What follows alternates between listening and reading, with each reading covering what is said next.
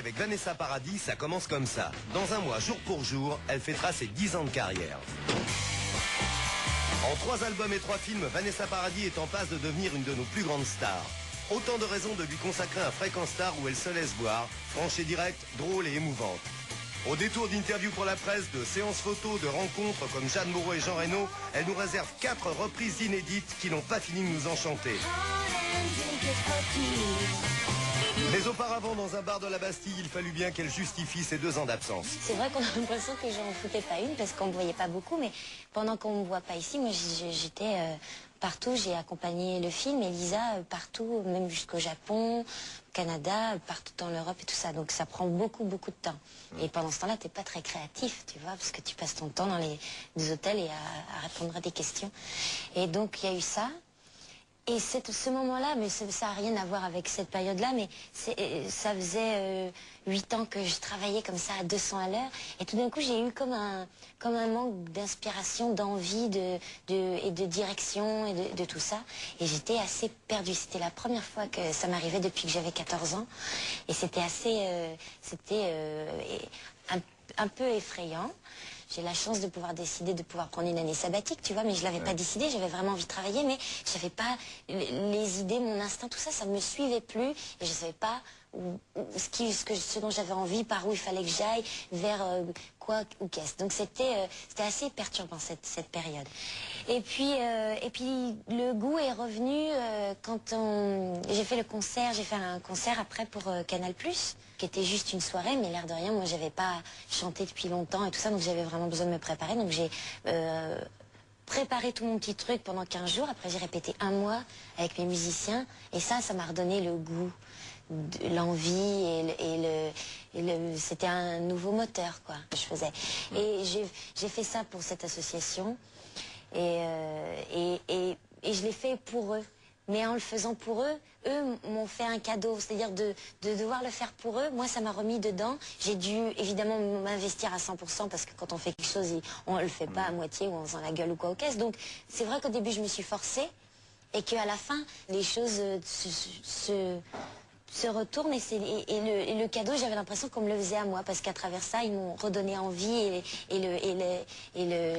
la gaieté et tout ça. Et c'est une très jolie association parce que elle s'occupe de réaliser les rêves des enfants malades. Grâce au concert, Canal+, France 2 et Vanessa récoltent suffisamment d'argent pour réaliser les rêves de nombreux enfants malades. So speak kind to a stranger.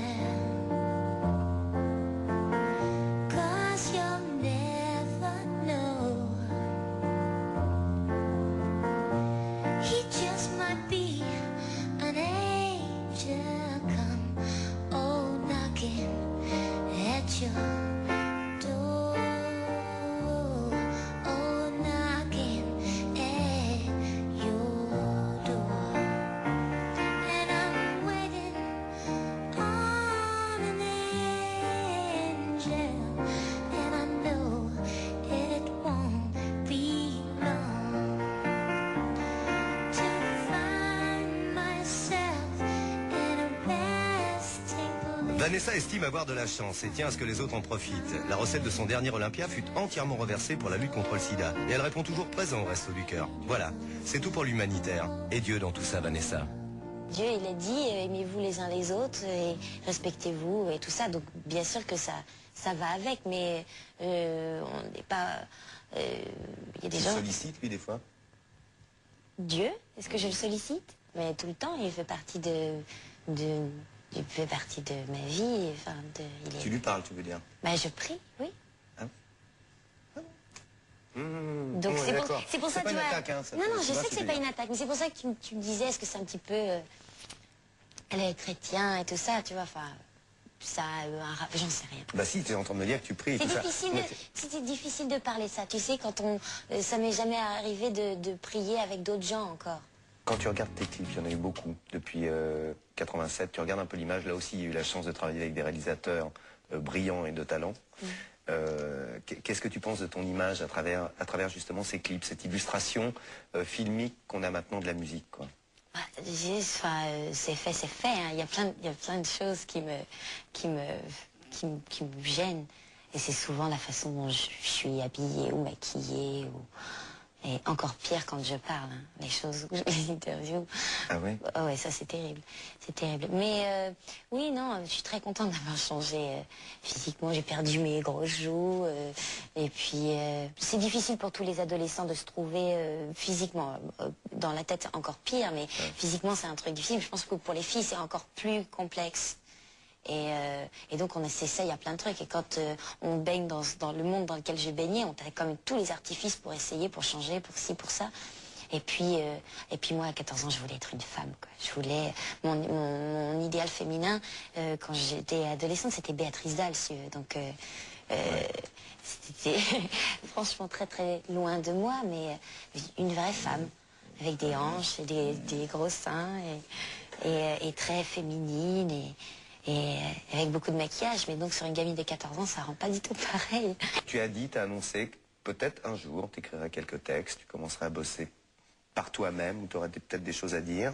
Est-ce que tu penses le faire? Ah, mais que je vais essayer, ça c'est clair, et que j'essaye depuis très longtemps. D'accord. Maintenant que ça arrive à être gravé sur un disque, c'est une autre histoire. Ouais, c'est toi qui te retiens, ou t'es pas contente de ce que t'écris, ou t'as un petit peu de retenue encore, c'est ça? Non, non, pas de retenue, mais ça sert... Moi, je veux pas faire pour dire, regardez de quoi je suis capable d'écrire des chansons. Tout le monde est capable d'écrire des chansons, hein, c'est pas compliqué, mais écrire des bonnes chansons, c'est ça le truc.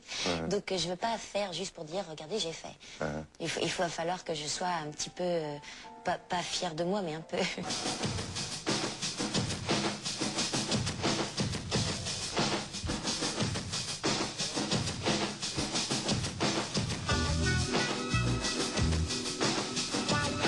Aussi, nous avons voulu nous insérer dans les pensées de Vanessa, afin de voir en elle comme dans un miroir. Nous l'avons mise en scène, elle s'est prêtée au jeu du tu l'as dit. J'explique. Ce sont ses déclarations de presse toutes tendances depuis 10 ans. En les évoquant, nous recueillons ses réactions. Elle confirme ou elle affirme. Exemple. C'est vrai que quand on se balade dans la rue, on a envie de temps en temps d'avoir une vie comme les autres, sans avoir à signer des autographes et à sourire à tout le monde. C'est pour ça que t'es parti aux États-Unis, non? Non, au départ, je suis partie aux États-Unis vraiment pour vivre autre chose. Et qu'une fois que j'y étais, être tranquille, ça me fait beaucoup de bien. Alors maintenant que tu as de l'expérience, tu vis ça comment? Je vis... La célébrité, je trouve ça me... c'est bizarre. C'est bizarre. Ce que je trouve injuste, mais enfin, il y a des choses plus injustes, c'est pas très grave, c'est d'arriver quelque part quand tu n'as jamais rencontré des gens et que ces gens-là, ils te connaissent... Enfin, quand tu arrives, ils ont déjà plein d'idées, plein de choses et plein de jugements. Ils sont déjà tout préparés et tu n'as même pas ouvert la bouche, tu leur as même pas dit bonjour. Et c'est un handicap. Alors bon, évidemment, il faut bien que ça soit un handicap parce que ça t'amène tellement de privilèges. Mais ouais, non, la célébrité, moi, le côté, ça m'effraie et ça me gêne. Je suis devenu parano assez jeune car dès l'école, il y avait une bande de filles qui voulaient me casser la gueule et qui m'appelaient Brigitte Bardot. Parano, avec ce qu'on m'a fait vivre quand même de 14 à 17, c'était assez normal d'être parano. Hein. Quand à chaque pas que tu fais, tu manques de te prendre un crachat dans la figure ou de te faire insulter ou de voir la haine dans les yeux des gens, ça rend un poil parano quand même. Qu'en est-il de ta parano aujourd'hui? Ma parano est soignée.